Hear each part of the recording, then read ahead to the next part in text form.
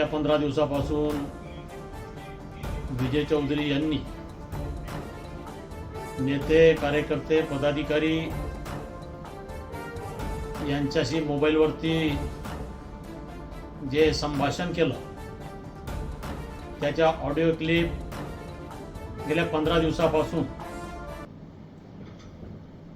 पब्लिकमध्ये viral झालेले आहेत.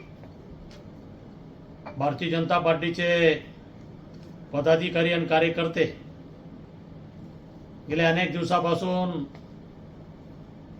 मागणी करत आहेत की विजय चौधरी यांनी जे काही विविध मान्यवरांच्या सोबत चुकीचं संभाषण केलेलं आहे त्याच्यामुळे पक्षाची फार मोठी बदनामी होते आहे.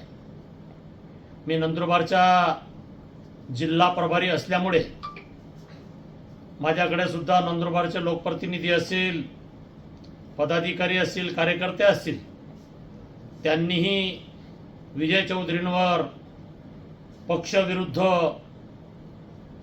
त्या ठिकाणी जे काही काम केलेलं आहे, विविध नेत्यांच्या संदर्भात जे काही संभाषण केलेलं आहे त्यांच्यावर कारवाई व्हावी अशी माझ्याकडे सुद्धा मागणी केली. मी प्रभारी या नात्यानं आज प्रदेश कार्यालय या ठिकाणी भारतीय जनता पार्टीचे प्रदेशाध्यक्ष माननीय रवींद्र चव्हाण साहेब यांना प्रत्यक्षात भेटलो आणि निवेदन दिलं की विजय चौधरीमुळे भारतीय जनता पार्टीची जनमानसात बदनामी जे होते, विजय चौधरींवर तात्काळ कारवाई करावी.